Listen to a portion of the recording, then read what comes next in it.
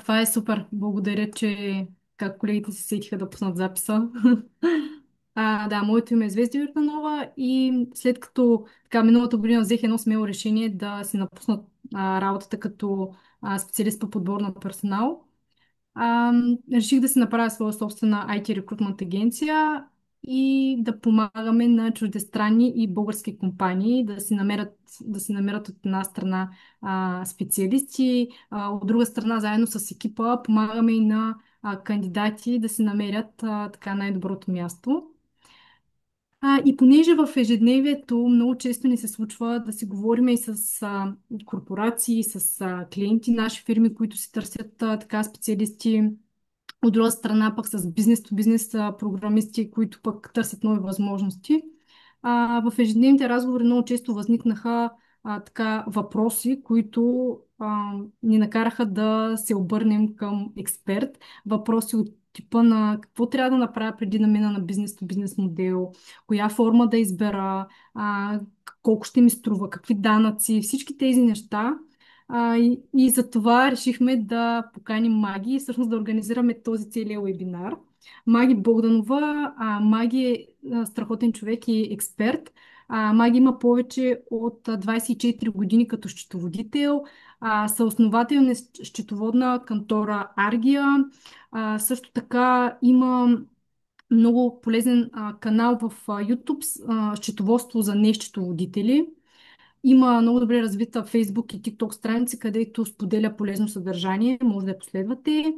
И не на последно място е автор на книга, която е много полезна. Така помогнала е на хиляди хора да подредят финансите си, най-общо казано. И е лектор на много събития. Затова днес съм супер щастлива, че Маги така откликна да се присъедини към нашото събитие. С нея ще си поговорим точно за въпроси от типа на каква форма е подходяща за бизнес, програмисти, които решават да направят тази крачка. Ще си поговорим също така за какви са основните разходи, какви данъци, всички тези неща, които ние като несчетоводители не разбираме или поназнайваме, но от тук от там. Така че смятам, че това ще е много полезно. И общо взето в рамките на следващите така минути ще си поговорим за най-често задаваните въпроси от счетоводна гледна точка, както и за финал ще ви споделя някои от отворените бизнес-то-бизнес позиции, по които работим заедно с екипа в Recruit Talent. Да не губим повече време. Маги, добре дошла. Много ти благодаря, че така се отзова и че откликна. Здравей! Здравейте на всички! Благодаря ти, Звезди, благодаря за поканата и за наистина за времето, което всички ще отделим. Защото поне за мен в днешно време това е най-ценният ресурс, а и всъщност единствения, който е невъзвратим. Минали това време, повече връщане назад няма. Докато всяко едно нещо е друго решение, което вземем, има как да го променим, поправим или върнем назад, грубо казано, както примерно решението дали да работиме като фрилансър, дали да работиме като бизнес. Това са неща, които избирайки да се пробва едно или друго, не е края на света. За мен най-важното в такива ситуации е когато решавате да правите нещо, аз правя същото в сферите, в които не съм компетентна. Когато реша да правя нещо, се съветвам с тези, които са компетентни в тази сфера. Първо, обикновено си правя консултация с хората, които ме интересуват в дадената сфера, за да мога да разбера общата картинка. Защо го казвам? Защото за мен това е много важно стъпление в цялото нещо, за да може да имате смисъл да поемете цялата следваща информация. За мен е важно да подчертая, че в един процес има много специалисти или поне няколко специалисти, които са ви нужни като начало. Примерно днес не ходих ще записвам книгата на Сторител. Това е нещо, което за мен е абсолютно непознато. Нищо не знам, нищо не разбирам. Днес бях на такава среща, за която си платих за консултация, в която всъщност да мога да разбера какво се прави, как се прави, защо се прави, мога ли аз да си чета книгата, защо не мога или защо мога. И беше изключително полезно. И всъщност аз след тази среща вече имам план. Докато преди това беше мога ли, не мога ли, знам ли, не знам ли, аз ли, не ли, аз, окей ли да съм, колко струва, нищо не знаех тези неща. Така че това много благодаря, нали, за поканата и за идеята да се внесе малко повече яснота в неясните алеи на счетоводството. Така че ще се радвам да съм ви от помощ тази вечер. Супер! Много ти благодаря, Маги. Очаквам с нетърпение книгата ти в Storytel. Ще ми Ще бъде дойде. интересно. Най-вероятно ще записам аз. Това се установи днес, че мога че дикцията ми е добра. Само трябва да забавя говоренето, защото аз съм като цяло съм доста динамичен човек и говоря и бързо, така както действам бързо. И сега имам задачата да си слушам записа и да си намалявам темповете на говорене. Супер, супер. Добре, ами предлагам да минем директно към, Да, към въпросите. Започвам с най-често задавания въпрос. Когато си говоря с програмисти, които обмислят вариант да минат на бизнес-то-бизнес модел, много често ме питат, нали, въобще много запитвания получаваме в агенцията, коя форма да избера. Дали е ООД, дали свободна практика, какво означава всичко това нещо. Ще съм ти благодарна да ни кажеш какъв е да. твоя, да, каква е твоята гледна точка. Да, така. Значи, аз ще разтворя така малко вратата на така, айде прозореца да го нарека, на цялата информация, която е нужна, защото за мен би било несериозно, ако кажа, че вие сега тук за този половин час ще вземете решение какво да правите. Мисля, това нарочно го казвам предварително, защото това не е сериозно. Идеята на това нещо е да ви нахвърляме какво има и че има неща, които не знаете и ако решите да правите или да не правите нещо, първо да потърсите съвети на базата на това, което вече знаете, че съществува. Така че това ми е много важна скоба, която да кажа. Нали, моля ви, не взимайте решение какво да правите на базата на това. Нека този вебинар да бъде вашето стъпало към това да получите повече информация, от която да започнете вашия ресърч, за да решите какво да правите. Окей? Сега, разликата е в няколко направления. Голяма част от съветите, които аз давам, смятам, че е много важно да бъдат не само счетоводни, а и бизнес. Защото аз правя бизнес, с дружниката ми е бизнес от 19 години. От 24 години съм счетоводител, но при това съм работила при други кантори. И за мен е много важно, когато един съвет се дава, той не е само счетоводен. Той е финансов, той е бизнес, той е личностен. Така че в случая всеки от вас най-вероятно ще разбере, не всеки, но различни хора ще изберат различна форма. Защо? Защото едни от вас са по-инновативни, други са по-нерискови, други са по-рискови. Едни искат да, примерно, да дават повече пари за осигуровки под формата, примерно, на осигурителен доход за тях. Други искат да трупат тази, как да кажа, финансова стойност на фирмата си, с която утре да инвестират и да правят по-големи неща. Така че това е още една страна от взимането на решения. Примерно, какво искам да кажа? Ако да речем, вие сте ЕОД, тук ще говоря основно, съвсем кратко ще кажа. Разлика между ЕОД и ООД и избора. Едното е едноличен собственик, което значи аз съм IT специалист и искам да работя за някоя фирма. Точка. Това е ЕОД. Аз съм едноличен. Ако съм ООД, това значи, че аз имам съдружник, който двамата или тримата или четиримата или всичко различно от едно искаме да правим нещо заедно. Така че няма да говоря повече по тази тема, така че това е разликата. Сега вече между ЕООД и свободна професия. ЕОД-то е нещо, което може да бъде проверено и в търговския регистр. Работейки особено с чужбина, търговски регистр е, представете си го, вашето портфолио за чужденците. Защото ако сега една немска компания иска да работи с вас, тя няма как да знае вие какви обороти правите, от колко години работите. Нали? Защото това са критерии, които когато се избира с кого да се работи, се гледат. Особено за по-големи проекти. И когато се влезне в търговски регистр и се види, че вие имате фирма, която е създадена миналата, по-миналата, още по-миналата година, видят се оборотите, защото там се вижда, види се печалбата. Това е от огромно значение за това дали ще ви изберат. Така да го кажа. Ако аз трябва да избера и виждам, че не мога да видя сигурна информация за човека, който не познавам, който е от друга държава, но аз искам да наема, и този, който мога да проверя на секундата в търговски регистр, видя, че той работи за стотици, десетки хиляди в началото, последствие пожелавам стотици хиляди левове, от 3 години примерно подава всяка година отчети, кой ще избера? Аз ще избера този. Защото аз пак не ги познавам. И двамата не ги познавам. Но този мога да го проверя по единствения възможен реалистичен начин. Така че за мен ЕОД-то е чисто практично, е бизнес, който дори в момента вие да нямате абсолютно никаква идея да развивате различно от това, че примерно вие в момента сте на трудов договор и искате просто да имате някакъв друг шанс или тъй като Ние имаме много клиенти с вашата длъжност, както и авиаинженери и много други, защото голяма част от компаниите просто спряха да търсят хора на трудови договори и започнаха да искат контрактори. Ние имаме не знам колко десетки вече клиента, които всъщност те никога не са искали да имат бизнес, просто не искат от компанията да работят с тях вече по тази форма и те са принудени да станат контрактори. А ставайки контрактор, ти си фирма. Обикновено в България това е по-добрия вариант. Мгм. Така, а, две разлики. Една разлика голяма между ам, свободната професия и ЕОД-то. В свободната професия ви се признават 25% разходи на дохода ви. Държавата казва, понеже не знаем вие с какво се занимавате, не знаем какви са ви разходите, но вие сте физическо лице. Ние няма как да ни предоставите фактура. Това не е в Щатите, знаете, там де си писат и бележката от магазина, от паркинга. Нали? Законодателството ни е брутално коренно различно. Така че тук държавата каза, мен не ме интересува типа фактури, какви разходи си имал в годината, на какви обучения си ходил, колко ти струва компютъра, колко ти струва телефона, колко ти струва каквато и да било техника, която имаш нужда, стол ергономичния, който е няколко хиляди лева, бюрото и така нататък. Те ти признават 25%. Точка. Във фирмата имате право на разходите, всички разходи, свързани с дейността, които могат да бъдат доказуеми. Пак това, което ме чухте, че го изборих, което понякога, както и във вашите професии, както и в нашата професия, са хиляди левове. Много повече от 25%.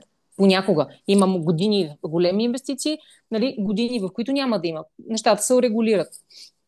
И реално по този начин вие имате фирмата ви става един актив, с който утре можете да кандидатствате по разни проекти. Постоянно знаете, че излизат проекти. Международни, европейски, сега ще влизаме, няма да влизаме Европа и така нататък, ще се отварят най-различни опции, които имате възможност да ги вземете само ако сте фирма. Фрилансъра не представлява юридически субект, който има право да кандидатства по подобни неща. Така че това са това са няколко много такива генерални разлики между ЕОД и свободна професия. Така че мисля, че на този етап това е достатъчно, за да мога да го обясна като генерална разлика. Маги, много ти благодаря за този отговор. Тук и аз като, нали, в допълнение, това, което мога да дам е, че като се комуникирам с клиенти, които са отворени към бизнес-то-бизнес програмисти, при тях това е условието, нали, човека да си е сам във фирмата, но пък да има фирма. Така че, може би, наистина EOD е малко по-сигурно и може би малко по-добрия вариант, поне на база на позициите и на компаниите, с които работим към момента. Приема се и просто като нещо по-сериозно. Сериозно, да. Това е. Просто стои с една различна сериозност в бизнес света. Това е. Когато вече нали, не си просто на трудов договор и това нещо може да бъде подменено по всяко време, защото примерно преди 2 години всъщност вече станаха, беше този бум, който при нас пристигнаха примерно силно 30-40 IT-та в рамките на 2 месеца.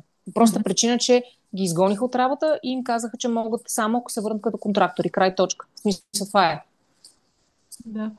Мгм. Казваме го наистина, че има все по-голям интерес към бизнес-то-бизнес модел от Ами, страна. то всичко се променя, освен че всичко става онлайн, много неща се променят точно в това разбиране и всъщност контракторството започва да става дори не само във вашата сфера, защото тя е много Мгм. наистина отдалечен и доста близко, но примерно дори в нашата сфера започва това нещо. Ние имаме към дата днешна 2 човека, които са на трудов договор. Всички останали са ми контрактори. Мгм. Мгм. Просто е различно. Много е различно. Мгм. Мгм. Във връзка с точно това, следващия от най-често така задаваните въпроси, които получаваме е какви данъци и осигуровки ще плащам като бизнес-то-бизнес програмист. Да. Ами, принципно, разликата между това да си фрилансър или да си ЕОД, изравнявайки я накрая, тя не е много съществена. Мгм. Фрилансъра е добър тогава, когато получаваш обаче по-малко пари. Започваш ли да получаваш от една сума нагоре, фрилансъра не е вече толкова, как да кажа, изгоден финансово. Сега, нали, зависи какво гони в случая човека, какво иска да получи. Но, приемаме така, 10% данък, който се дължи на дохода, когато си фрилансър се нарича данък общ доход, когато си с ЕОД, грубо казано, се нарича корпоративен данък. То е 10%. В смисъл там мърдане няма.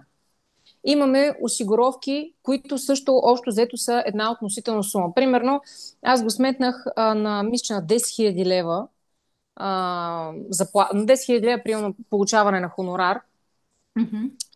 Осигуровките, които извинявайте, през фирма, Мгм. имате първо. В България има такова нещо, той в другите държави го има, но в България максималният осигурителен праг е 4130 за тази година. Има и минимален, който е 1077. Което какво значи?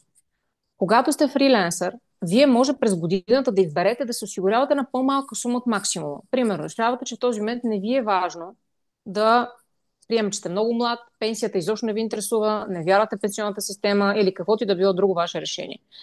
Имате право да изберете на колко ще се осигурявате през годината. Но това може да бъде минимум 1077, ако сте фрилансъри.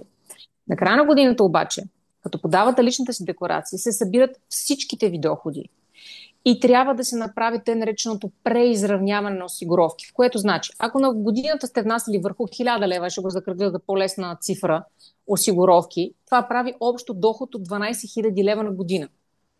Вие обаче сте получили повече. Вие сте получили примерно 80. На края на годината ще трябва до изравните за 12 месеца по още върху 3130 лева, за да хванете всъщност задължението ви да платите до максималния месечен праг. Което значи, че вие ще трябва да платите всеки Божи месец абсолютно задължително осигуровките върху 4130, което е максимум за страната. Приемаме, че имате фирма. Там имате право на избор. Там избирате пак 1077, което е минималната осигурителна ставка за държавата ни на месец. През цялата година плащате върху тази сума. Сумите, които се генерират, са приход на ЕОД-то, приход на фирмата, не на вас като физическо лице. Вие си плащате осигуровки на 1077, което се разбрахме, че е минимум. Пример, може на 2000, може на 1500, може на 30 смисъл. Между 1077 и 430 имате право да си варирате когато колкото искате, грубо казвам. И това цялото нещо, когато дойде на края на годината, имате право да решите какво да правите. Ако искате, може да си изплатите изведнъж рязко личен труд, примерно, в размер на 80 000 лева. И отново да си платите осигуровките на куп, нали, върху тези 4 000 така. Обаче може да решите да си разпределите дивиденд, който е 5%, върху който няма осигуровки. Може да решите да си разпределите частично. Част бонус, в който да има осигуровки, част дивиденд. Може да решите тази година да не разпределяте нищо, защото искате другата година да инвестирате голяма сума в нещо. Разбирате ли? За мен огромната и основна разлика е тук идва бизнес логиката, която дори в момента най-вероятно голяма част от вас, това, което ви говоря, ви е абсолютно тъмна Индия, което е най-нормалното нещо на света. Нарочно загатвам и отварям вратите на тези неща, че трябва да взимате решения и под формата на бизнес, който дори в момента все още не усещате, че може да правите. Просто за мен е много важно да го кажа, защото съм имали много от вас, много такива хора като вас с вашата професия, които не знаеки какво могат да правят с фирма. Ще дам един пример, за да ме разберете. Един ваш колега преди години, така обяснявайки му дали да е фрилансър, дали да е фирма, аз примерно му казах, когато си фрилансър, ти можеш да бъдеш само IT. Айде грубо така ще го кажа. Може да модулираш, примерно там приложението, които той прави. Минало, дето приключваме до тук. Когато си фирма, имаш възможност да се занимаваш с много неща, много повече, много по... Не, че ще станете цветарче от IT, нали, не ме разберете погрешно, защото не говоря за това, но тя дава опции, дори елементарни, като следното. Местото, където работеше всъщност господина преди да напусне, преди да го изгонят, извинявайте, той не напусне, те го изгониха, за да го направят контрактор, им пуснаха имейли на всички служители, че разпродават екрани от фирмата. Мисъл, така. Той, ако е фриленсър, той нищо не може да направи с тази информация, освен да си купи един монитор. Той човека ми се обади и каза, аз мога ли да си купа два монитора, просто, защото работя с два, ама даже мисля три, защото един да ми е резервен, защото цената е смешна на фона на това, което аз мога да си купа и те първа трябва да си купувам като свободна професия. И аз, защото той каза, има много, ама аз нали само три да си взема. И аз му казах, що ще вземеш само три? И той, аз мога ли повече да вземем? Можеш. И може дори да ги продадеш на колеги. Това е... Той беше шашардисан, че може такова нещо. Никога не го е мислил. Ако беше фрилансър, нямаше как да може да го направи това нещо. Като фирма, независимо, че основната ви дейност е IT development и каквото е там правите точно, можете да хващате отворени врати с тази сделка, която той направи. Беше много смешно, защото ми написа един имейл. Безкрайно много ти благодаря за съвета. С продажбата на... Той беше купил даже, примерно, мисля, че 20 само монитора. Беше се почудил какво да направи, обаче после беше купил още. Само с продажбата на първите каза, че си е платил счетоводството за 2 години напред. Само с тази една крачка. Така че затова много ви натъртвам и обяснявам това нещо, защото не е просто... За мен е правилният съвет е следния. Когато питате някой, кое е по-добре за мен, отговора може да бъде много странчив. И не винаги най-ефтиното е най-доброто за вас. Просто има слоеве и възможни варианти за избор. Така, едни 10 000 лева, грубо казано, вие имате да платите, примерно, осигуровките, ако са на 4130, ако приеме, че всеки месец, къде си плащате на максимум осигуровките, имате с осигуровките и данъка около 1600 лева.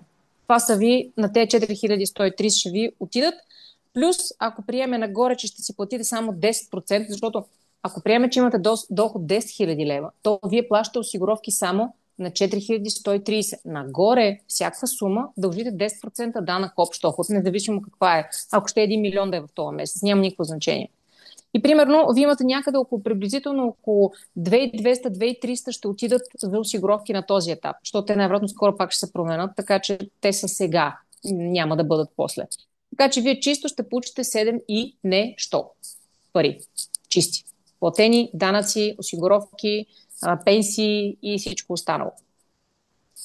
Това е много грубо. Предлагам ви, когато тръгнете да изчислявате, наистина да си изчислите и да си сметнете колко е сумата, която бихте искали ежемесечно да получавате задължително, за да живеете с нея. И тази, която не ви трябва и е отгоре, и е за инвестиции и така нататък, мой съвет е да не я включите в месечния си доход и да не я облагате преди да сте решили какво ще правите с нея. Okay? Да, това е много полезно, наистина, което казваш. Супер. Добре. Ами, това също беше много полезно, което ни разказа. Мен лично, нали, аз взех доста съвети от твоя страна. Радвам се. Добре. Следващия въпрос, който така сме подготвили, е какви месечни задължения имам като собственик на ЕОД? Аз мисля, че ние горе-долу го покрихме. Да, грубо казано, имате да си платите осигуровките, имате да подадете документите към счетоводителя. Какво значи документи? Банковите ви извлечения, издадените фактури от вас, разходните фактури, които бихте имали примерно, както казах, купените, ако имате покупка на нещо, ако си сложите, примерно, интернета, който е абсолютно вързан с вашата работа. Вие без интернет няма как да работите. Това нещо може да бъде разход на фирмата с фактурата с ДДС-то. Вашата телефония, нали, случай, ако е вързана, може да е към друго, няма никакво значение. Те са елементарни разходи, само че когато човек свикне с идеята, че има много разходи, които реално той ползва в ежедневието, без да осъзнава, че те са свързани и всъщност касаят работата му. Държавата ги признава през разходи на фирмата, намалява ви приходите, следователно идва по-малка печалба и по-малък данък. Така че това, което имате да давате е това. На счетоводството документите и плащане, ако работите с български фирми, на ДДС до 14 число, на осигуровки до 25 число и горе-долу това е вкратце. Но има и плащане на данък за наем. Само ще сложа в скоба, за да знаете. Имате право да си ползвате, примерно, ако сте home office, имате право да си самонаемете част от вашия апартамент, който да бъде разход на фирмата ви. Това не може да бъде разход на фриленсъра. Това може да бъде само разход на фирмата, защото аз работя вкъщи, примерно, и съм си обособила определена част, примерно апартаментите ми е 150 квадрата, 50 квадрата са ми нещо, което съм отделила като офис. Аз имам право да си го самонаема от себе си на пазарна цена и да си плащам наем за себе си. Когато от фирмата парите ми излизат към мен под формата на наем, това е ефтиния начин да си имам законни пари с платени данъци. Там няма осигуровки, няма дивиденд. Има само 10% данък. Така че отново го слагам, за да ви разширя погледа на това колко всъщност много неща могат да бъдат направени в това ЕОД, което иначе изглежда много страшно.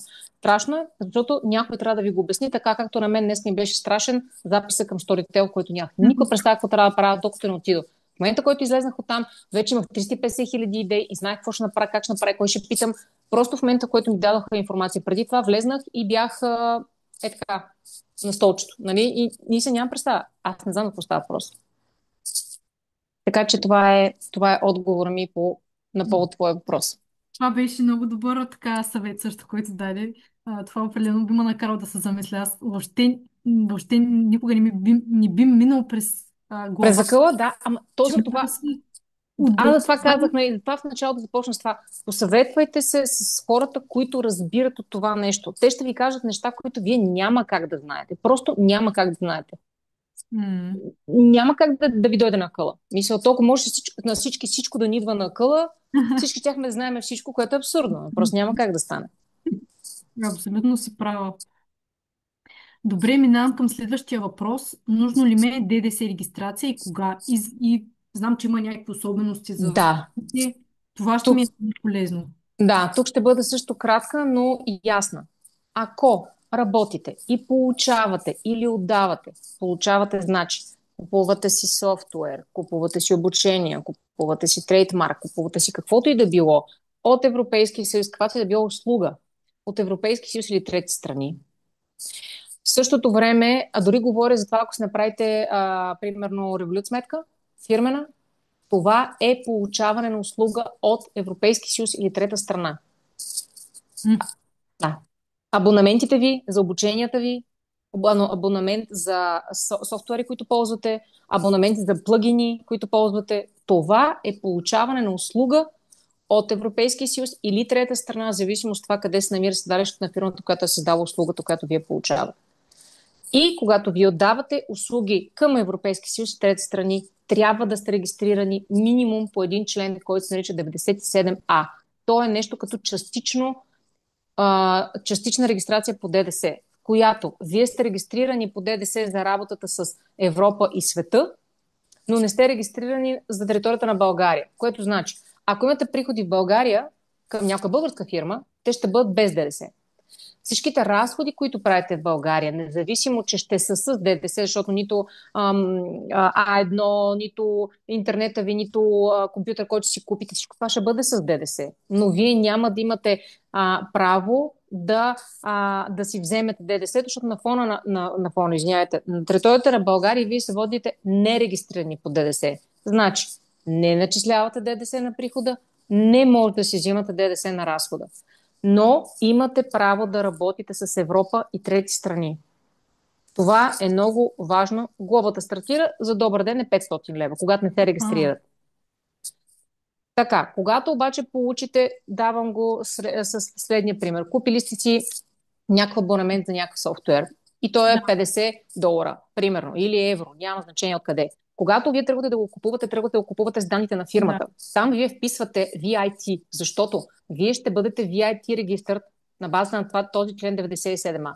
Когато на срещната страна види VIT, ще знае, че вие не сте физическо лице и че вие сте регистрирани по данъчните закони и няма да ви начисли тамошното ДДС.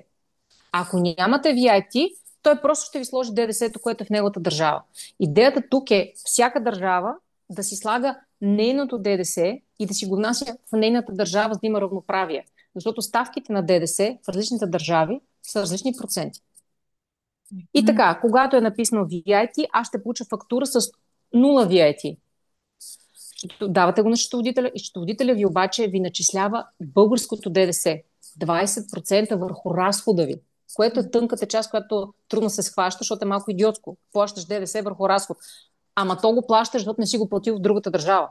Ако Аха. не ти просто ще го платиш в другата държава. Това е. Просто е трудно защото идеята ни бикена, че да, имаш ДДС на прихода. Да, но не.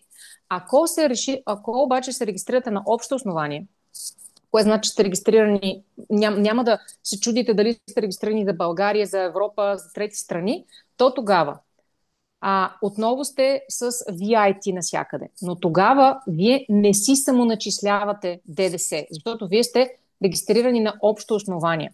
Тогава ползвате ДДС-то на всички разходи, направени на територията на страната, под формата на ползвате, имам в предвид, имате право на всеки 3 месеца да си го вземете от държавата.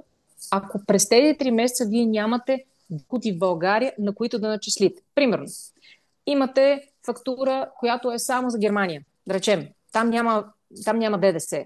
Там нулева, тя не е нулева ставка, тя е 20%, но ДДС-то е нула. Така го приемете. Обаче имате разходи в България. Купили сте си стол, купили сте компютър за 5-6 хиляди лева, купили сте си камера, купили сте си... Това са примерно няколко стотин или по няколко хиляди лева ДДС.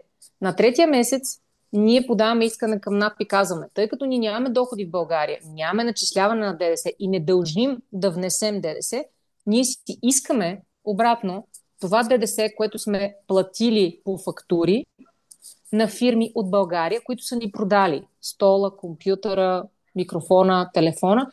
Ние си го искаме да ни го върнете ефективно. Ефективно значи банковата ви сметка. Мгм. И ДДС-то, демек, всички разходи, които сте направили на територията на България за 3 месеца, на които вие сте платили ДДС в размер на 20%, ние го събираме и тази сумичка я слагаме в справката и казваме на НАП, върнете ни тази сума. Минава се една проверка, с която се занимава счетоводството, разбира се, вие нямате ангажимент към това и вие във вашата банкова фирмена сметка получавате ДДС-то на всичките си покупки. Понякога това е сериозна сума. Мгм. Така че, ако вие реално не работите на територията на страната, а и да работите, когато сте регистрирани по ДДС, с дейността, която сте вие няма да работите с физически лица, на които не може да начислите ДДС-то си. Какво искам да кажа? Ако имате фирма, която ви наема, българска фирма, българска IT фирма, вие ще издадете фактура с ДДС, тя ще ви го плати, това ДДС. Вие на края на месеца ще го внесете в държавата, а пък тя, на база на това, което ви разказах, ще си го вземе от държавата. Така че, когато се работи бизнес то бизнес, едно е най-важно да запомните. ДДС-то не е нито приход, нито разход. ДДС-то е движение на едни пари от клиент към доставчик и към държавата. Знам, че е трудно за асимилиране. Дам го само като идея да ви влезне в главата, а в Мгм. подробно вече ще се консултирате с счетоводител, с мен, с който да бил друг колега, който според вас е капацитетен, за да може да ви го разкаже, да го обясни и да го разберете това нещо. Така че имате опции и частична регистрация, и цяла регистрация. Ако не работите с чужбина, не ползвате никакви чужди услуги, тогава може да бъдете нерегистрирани по никакви членове и да си чакате 50 000 евро оборот и да се регистрирате по задължение. Това са рамките на вариантите. Хиляди. Не, това са го променили също. Те го промениха 3 пъти. Беше 100 000 лева, след това стана 160 хиляди лева, сега стана 50 000 евро, което дори е още по-малко и от 100, защото знаете, Да. че еврото всъщност не е 2 лева, а е Мгм. по-малко. Поне за сега. После ви какво става. Мгм. Това беше много интересно. На мен така ми дойде просветляващо. Малко Радвам се. на идеята с ДДС, обаче, да. Да.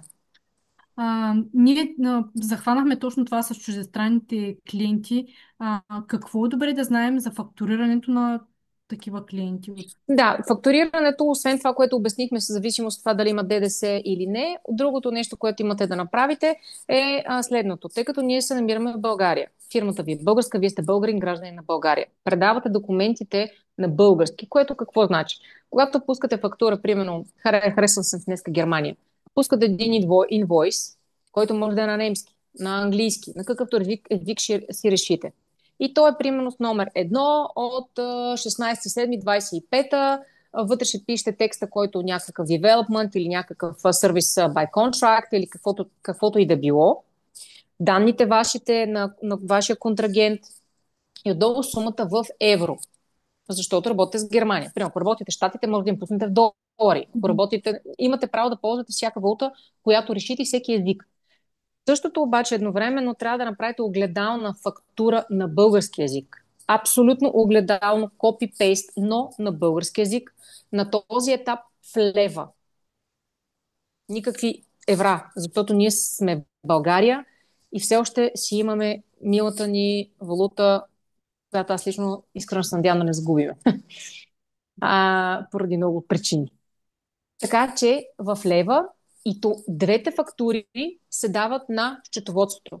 Чисто принципно, трябва да споменавам го само, това са подробности, които трябва да ги изговорите с колегата, но на този етап еврото е фиксирано и то е 1,95583. Когато си смятате левовата равностойност на евровата, трябва да бъде по фиксирания курс. Когато ползвате друга валута, трябва да влезете в БНБ, да видите какъв е курса на деня, който важи и да си превалутирате. Ние в счетоводството и нашата държава ще гледа българските левове. Но вие трябва да се съобразите, защото когато подписате, примерно, договор в Щатите, вие няма да подпишете договор в лева с 3,28. Вие ще го подписате, примерно, ставка $55 на час, примерно, точка. Следователно на вас това ви е водещето. Вие ще пуснете фактура за еди колко си хиляди долара. За да стане български вярна, трябва да влезете в БНБ, просто чукате БНБ, курс на щатски долар, излиза ви на деня, пресмятате си, калкулатор, Excel, каквото си решите и се вижда колко е български еквивалент днес на тази сума и пускате българска фактура. И двете се дават на счетоводството. Чужбинската на клиента, двете на счетоводството. Ама и ние можем ли да ползваме Revolut като сметка? Да, тя има бизнес вариант от много отдавна вече. И без никакъв... Единственото, което е затруднение, повечето едни се оправят чудесно, други не могат да се оправят с плащането на осигуровките и данъците, защото се води бюджетно плащане. Тъй като Револют не е българска система, следователно всяка държава има различни бюджетни плащания. Какво значи бюджетно плащане? Когато плаща нещо към бюджета. Осигуровки, данъци, ДДС. Се нарича бюджетно плащане. Тъй като Револют е разплащателна система в цял свят, тя не е съобразена с на всяка държава визията. Но реално има варианти да бъде такава несравнима, съпоставима. Така че едни наши клиенти са, аз нямам самата и това не мога да ви кажа лесно ли е, трудно ли, но едни казват не става, други казват нямам никакъв проблем. Така че реално знам, че става. Мисля, може да си платите и българските осигуровки. Ако не искате да имате банка, примерно, има и български вариант на MyPOS. Те имат много, много варианти, много неща. Могат да се слагат и виртуални посттерминали. И реално те са българска фирма, имат много добри курсове, много добри такси за работа с чужбина и реално имате български плащания без никакъв проблем. Супер, това също беше много полезно Mm-hmm. като запитване. Добре. Да. И последния въпрос е, може ли да се водим сами счетоводството? Днес българите с всичко можем да се занимаваме. Да, значи както Да. започнахме, ние българите можем всичко сами. Въпросът е какво искаме да правим и колко добре искаме да го правим. Отново ще дам примера с Storytel. Нали? Аз, ако не си плата на едни хора няколко хиляди лева, най-вероятно в някакъв момент след една-две години ще успея да направя запис, който ще ми струва доста, защото аз не знам какво правя. Трябва да си купа софтуери, трябва да си купа компютри, трябва да си купа записно студио. Аз ще успея да го направя сама, най-вероятно. Защото се смятам за така справяща се личност. Нали? Но това ще ми коства толкова много, колкото аз вече не съм способна да дам. Така че това е отговор и за счетоводството. Да, разбира се, че може. Ако решите да се преквалифицирате или да отделяте 20% минимум от деня си, за да се научите на всичките закони, да си купите софтуер, да си го попълвате, да си спазите сроковете, които ако не си спазите, ще имате глоба, която сами ще си платите, никакъв проблем да си водите счетоводството сами. Нещо като аз да си програмирам софтуер. Значи всичко ще стане 6. Просто след 10 на години, може би нещо ще съм направила. Така че реално за мен е безотговорност, проста причина, че това е закони и това са глоби. Това е. Ако не искате да бъдете глобявани, нали, потърсете човек, който разбира от това, което прави. Така както е вашата работа. Ако искат да ви се чупат програмите, не ги правете сами. Така че в общи линии това е. Това е моя отговор. Има, разбира се, колеги, има цени и цени, също както при вас.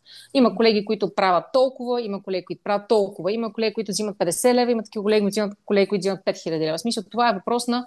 За мен е много важно да си усетите човека. Аз лично избирам така. Отивам някъде, виждам как разговаря, колко го интересувам. Естествено, гледам и цената, защото някога приема цената ми абсолютно непосилна. Не е просто висока, а непосилна. Човек знае защо, нали? Но тя за мен е непосилна.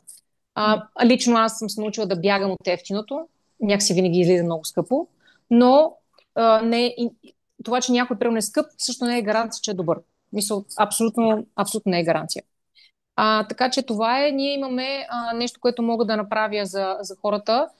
Мога да ви пусна, може би утре не знам дали ще успея, но може би другата седмица ще помоля нашото IT да ви направя един мейл, да ви пусне една отстъпка, защото тези неща, за които говоря, в доста по-така разширен вид, имаме едно обучение, което сме записали, което е за създаване на собствен бизнес. И там са много крачки, в смисъл, много по-разширена информация от това, което правиме. А отделно вече, ако някой иска да си направи консултация, за да се задълбочи в неговия си случай, защото все пак и обучението е общо. Нали, там говорим като цяло, не може да говорим за всеки случай. Така че имате, като за начало, имате минимум два варианта. Едното е консултация, другото е това обучение, което е на запис, което може да си гледате, когато си прецените. Така че ще помоля да направят едни примерно 20% отстъпка за това, че сме били тук заедно тази вечер. И който желае, може да тръгне в посоката, в която всъщност желая. Много ти благодаря, Маги. Сигурна съм, че така част от хората, които имат интерес, ще те потърсят. За мен лично е винаги е удоволствие да се говоря с тебе. Много неща научавам. Ами, много ти благодаря. Беше много полезно. И за мен беше много приятно. Ако искате да се свържете с Маги, оставам отново контактите и накрая на семинара пак ще има нейни контакти. Чувствайте се свободни, както за индивидуални консултации, за фирмени, обучението или книгата, което прецените, смятам, че ще ви е полезно. Абсолютно. Да, много ти благодарим, Маги, отново. Така за нас беше удоволствие. И за мен е също. Живи и здрави, до нови срещи. Можем да измислиме във времето и по-интересни или по-разширени неща, така че аз съм отворена на информация. В крайна сметка тези знания, които ги имам, няма къде да си ги нося. Те са за споделяне. Много полезно, много ти благодаря. Моля, Минаваме сега моля. към втората част. Аз ви пожелавам хубава вечер Благодарим ти, и Маги, от сърце. моля. Чао, чао. Чао! Ам, Продължаваме сега и с втората част, като нали, първо искам да ви кажа защо решихме да направим целият този семинар и въобще тръгваме от идеята именно от това, защо го правиме. Така, аз съм любопитен човек и зададах същия този въпрос на някои от програмистите, с които сме в контакт, бизнес то бизнес хората, които са решили да направят тази крачка и ги питах защо, нали, защо, каква е разликата, защо решихте. И някои от отговорите, които ми дадаха са защото има по-високи доходи. Това дава възможност за чуждестранни компании, които нямат ентити в България, да работите директно с тях. Гъвкавостта, която ти дава бизнес то бизнес модела. Оптимизацията на разходите, защото ти можеш да си контролираш, както разбрахме сега от счетоводна гледна точка, може да си контролираш до някаква степен нещата. Работата за международни добри компании, както и работата ремоут. И всъщност в тази връзка, нали, реших да ви споделя и още нещо. Наскоро използвах LinkedIn, така, там сме доста активни с екипа, и попитахме нашата аудитория какъв тип работа предпочитате в момента.